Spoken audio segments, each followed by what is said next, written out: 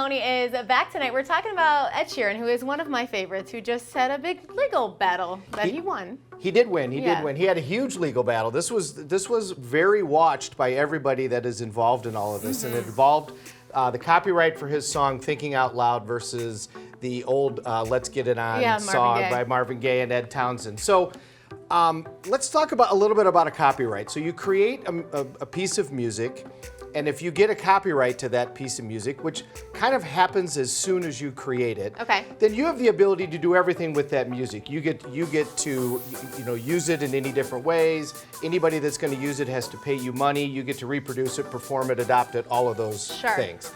Now, we used to have this thing we called a poor person's copyright, where you would take whatever you created and mail it to yourself, and then that's how you would protect it. Send it certified mail, initial it. That doesn't really work all that well anymore. And if you have anything that you're creating, you should contact a copyright attorney immediately. People that are very versed in this area, this is all they do. So now it should be registered with the U.S. Copyright Office. And then once that happens, it's yours. And it's yours forever, including after you pass away. So I mean, the copyright music for Michael Jackson or Elvis, those things are still very valuable. The other thing to know is there's a difference between sheet music and the sound. Okay, that makes sense. Those are actually two separate copyrights. Okay, so Ed Sheeran gets sued. Now, it wasn't by Marvin Gaye's family, it was by Ed Townsend, the other co-writer of that. Marvin Gaye did not join in that lawsuit over whether or not Thinking Out Loud stole something from Let's Get It On. Now, the reason this became such a big issue is because there was a 2015 lawsuit involving a lot of the same people. It was against Robin Thicke and Pharrell by the Marvin Gaye family for the song Blurred Lines, and whether or not that stole something from Gotta Give It Up. Now, everybody that's an expert in this, which I am not, but they all figured that lawsuit wasn't going to go anywhere. Well, in fact, they were successful in that lawsuit, and they had to pay $5 million in damages.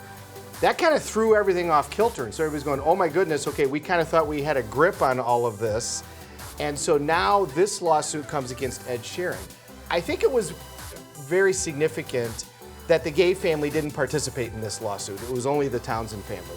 But the person that won this lawsuit was Ed Sheeran. I mean, he got up there and performed for the crowd and showed that it was this 4-chord progression that is used in lots of different areas of music. Another big distinction is Marvin Gaye's song was done before 1978. In 1978, they did a shift in the Copyright Office. Prior to that, the only thing that was copyrighted was what was exactly on your sheet music. Right, much more restrictive. Easy to understand, too. Yes. Yeah. And what Marvin Gaye submitted back then was very cryptic. It was just a basic idea of that song. So it was, I think that's probably why the Gaye family didn't join in, because it was something much more harder to enforce in the copyright. But this was a very, very watched lawsuit.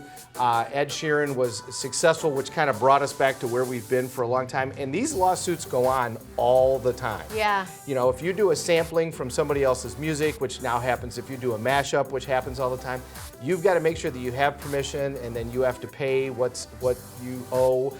Even if you're doing commercials and you're using somebody else's music, we've seen that around.